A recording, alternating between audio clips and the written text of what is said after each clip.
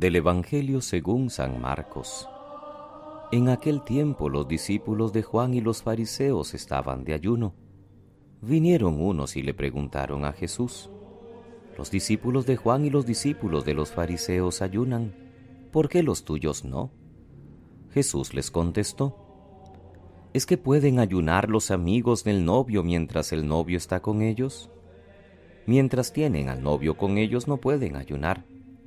Llegará un día en que se lleven al novio, aquel día sí que ayunarán. Nadie le echa un remiendo de paño sin remojar a un manto pasado, porque la pieza tira del manto lo nuevo de lo viejo y deja un roto peor. Nadie echa vino nuevo en odres viejos, porque revienta los odres y se pierden el vino y los odres. A vino nuevo, odres nuevos». Palabra del Señor. Gloria a ti, Señor Jesús. Es lunes 21 de enero, queridos hermanos.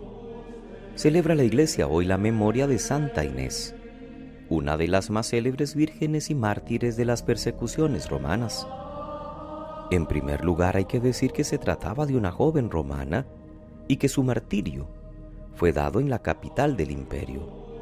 Tendría cerca de 13 años, un dato que llama bastante la atención, ya que con tan poca edad mostró gran valentía y fortaleza, y aún no teniendo edad para ser testigo en un juicio, sin embargo, fue mártir de Cristo. Las lecturas de este día corresponden al lunes de la segunda semana del tiempo ordinario.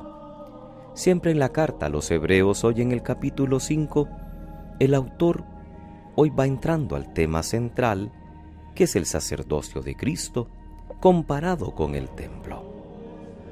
¿Qué cualidades debe tener un buen sacerdote? Ante todo, debe ser nombrado por Dios, no es que él se pueda arrogar este honor. Y Jesús no pertenecía a una familia sacerdotal. Si se quiere, podemos decirlo, Jesús era un laico, según la religión judía.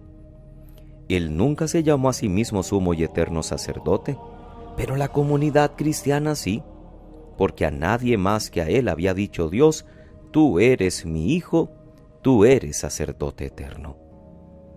Además, un sacerdote debe estar muy unido a los hombres y saberles comprender, ya que los representa en la presencia de Dios. Es un pontífice, es decir, el que hace de puente entre Dios y los hombres. Y todos sabemos que esto únicamente corresponde a Jesús, el único mediador entre Dios y los hombres. Por lo que toca a la cercanía de Jesús con nosotros, hoy leemos uno de los pasajes más impresionantes que se refieren a la pasión de Jesús. A gritos y con lágrimas presentó oraciones y súplicas al que podía salvarlo de la muerte. Los evangelistas nos hablaban de la tristeza, del miedo y del pavor y del tedio en la crisis de Jesús ante su muerte. El autor de la carta a los Hebreos dice que hubo gritos y lágrimas, y la carta añade un comentario sorprendente: a pesar de ser hijo, aprendió sufriendo a obedecer. Es decir, que tenemos un sumo y eterno sacerdote que verdaderamente experimentó el dolor como nosotros y lo llevó hasta la muerte. No es que necesitase ofrecer sacrificios por sus propios pecados, como le pasaba a los demás sacerdotes en Jerusalén, pero quiso asumir la muerte y así se convirtió en Salvador de todos y fue glorificado y proclamado sumo sacerdote. Alegrémonos de tener un sacerdote así, que se ha entregado libremente por nosotros y ahora es mediador, por el que tenemos puerta abierta a Dios. Un sacerdote que sabe lo que es el sufrimiento porque lo ha experimentado en carne propia, hasta la muerte trágica de la cruz. Un sacerdote que se ha solidarizado con nuestra condición humana hasta lo más profundo. Eso sin duda nos da confianza en nuestro camino. El texto del Evangelio de San Marcos nos regala hoy un tercer motivo de enfrentamiento de Jesús con los fariseos. Primero el perdón de los pecados y la elección de un publicano entre los 12.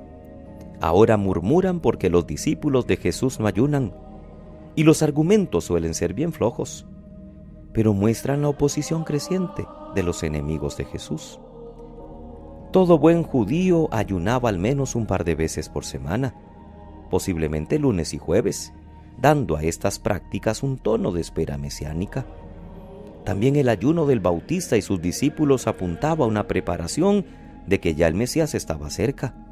Pero ahora que el Mesías ha llegado, Jesús dice que no tiene sentido dar tanta importancia al ayuno.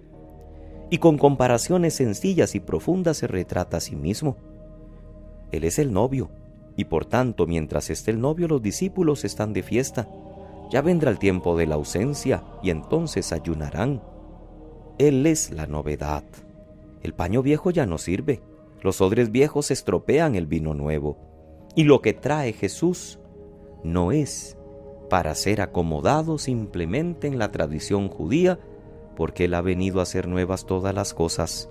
Por eso habla de una nueva alianza, alianza eterna, no simplemente de un sacrificio o de una opción que había que actualizar constantemente porque era imperfecta. Han llegado los tiempos nuevos.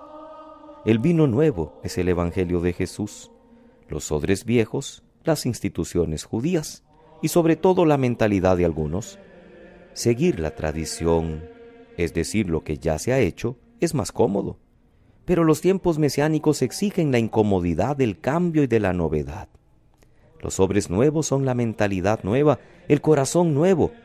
Lo que costó a Pedro y a los apóstoles el aceptar el vino nuevo hasta que lograron liberarse de su formación anterior y aceptar la mentalidad de Cristo, rompiendo con los esquemas humanos heredados. Hoy el ayuno sigue teniendo sentido porque también nosotros seguimos aguardando al Señor en su segunda venida. Pero este ayuno no debe ser un absoluto en nuestra fe. Lo primero es la fiesta, la alegría, la gracia, la comunión. Lo prioritario es la Pascua, aunque también tenga sentido el miércoles de ceniza y el Viernes Santo como preparación a la inauguración del misterio. También el amor supone muchas veces renuncia y ayuno. Pero este ayuno no debe disminuir el tono festivo y de celebración nupcial de los cristianos con Cristo, el novio. Que pasen muy feliz lunes, queridos hermanos. Que Dios les bendiga.